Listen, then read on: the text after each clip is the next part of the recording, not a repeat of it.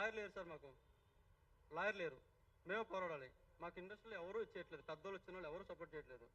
Media ముందు ఒకటి మాట్లాడుతున్నారు సార్ పెద్దోళ్ళు కూడా, బయట ఒకటి మాట్లాడుతున్నారు.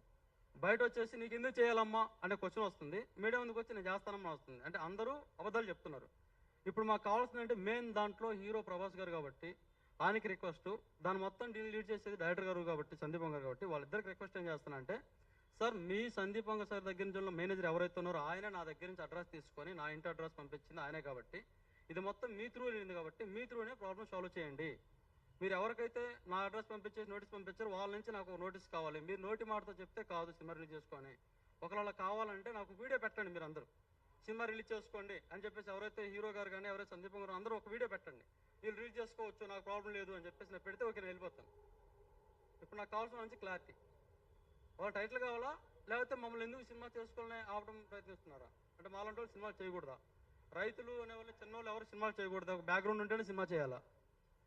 ఇది నాకు అర్థం కాదు. బ్యాక్గ్రౌండ్ ఉండేసి బాగా డబ్బుల వాళ్ళే సినిమా చేయాలి, కష్టపడి ఎవరు సినిమా చేసుకోకూడదా?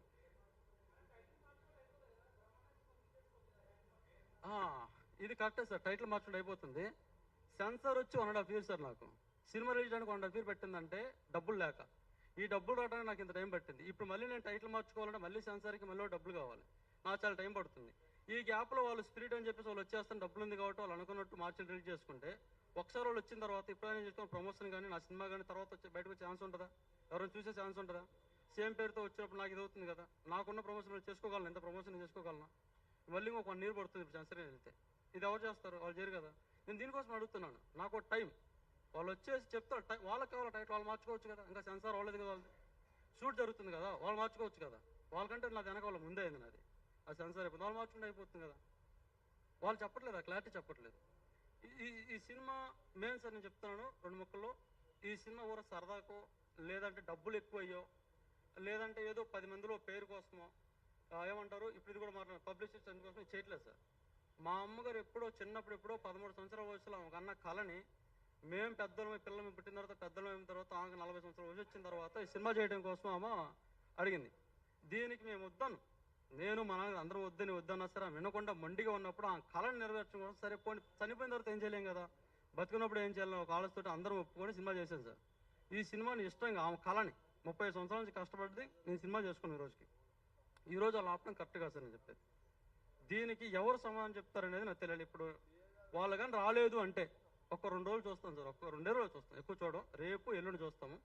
ఈ 2 రోజుల్లో కనుక వాళ్ళు కానీ రాకపోతే ఎవరు కానీ స్పందించకపోతే ఖచ్చితంగా ఇప్పుడు నేను అక్కడ సెన్సార్ సర్టిఫికేట్ ఉంది కాబట్టి నా కూడా ఉన్న ప్రూఫ్స్ తోటి ఈ గవర్నమెంట్ వీళ్ళ తరపు నుంచి ఒకటే కేసు పెడతాను సార్.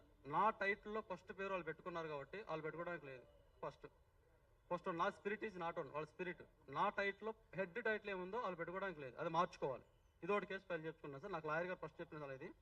రెండోది వచ్చేసి వాళ్ళు ఊరికి పంపించడం వల్ల నాకు జరిగిన పరువు నష్టం ఏమైతే ఉందో ఊర్లో ఇప్పుడు దాకా నేను చుట్టుపక్కల గొప్పలు చెప్పుకున్నాం కదా, సినిమా రిలీజ్ చేస్తున్నాం, మా సినిమా ఇది మేము చేస్తున్నాం రేపు చూడండి అని. దీనివల్ల ఇప్పుడు వాళ్ళందరూ ఉంటుంది కదా ఎగతాలు చేస్తున్నారు కాబట్టి దానికోసం నేను ఖచ్చితంగా చేస్తాను సార్. 2-3 రకాలుగా మొత్తాన్ని కంప్లీట్గా ఏ టైం కూడా అచ్చం మనం ఎవరైతే బోసన్ గారు అనే టీ సిరీస్ ఉందో వాళ్ళు ఒక్కరినే ఇన్వాల్వ్ చేయండి సార్, ప్రొడ్యూసర్స్ వాళ్ళు అయినా సరే. వాళ్ళతో పాటు ఇక్కడ కాల్ భైరవ పిక్చర్స్ ఏదో ఉంది కదా మన ఎవరైతే సందీప్ గారు సార్ వాళ్ళ బ్రదర్ది, ఈ 2 పిక్చర్స్ మీద వేస్తాను సార్. స్పిరిట్ సినిమా వాళ్ళు రిలీజ్ అవ్వడం, నాది రిలీజ్ అయ్యాక వాళ్ళు రిలీజ్ అవ్వడానికి లేదని చెప్పి చేస్తాను సార్. ఇదైతే ఇదైతే గట్టిగా తీసుకున్నా సార్. ఓకే వాళ్ళకున్న రేంజ్కి వాళ్ళకున్నా సరే నా ప్రాణమా సినిమానా, 2లో ఒకటే ఆప్షన్, వదిలితే ప్రాణం వదలాలి లేదా సినిమా రిలీజ్ అవ్వాలి, ఏదో ఒకటి జరిగితేనే ఒక అవుతుంది.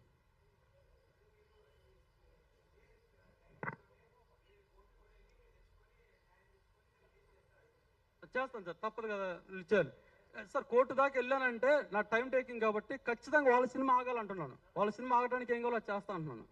అంటే నా టైటిల్ నాదే సార్, టైటిల్ నాదనే చెప్తున్నా, టైటిల్ నాదే అది. దీంతో పాటు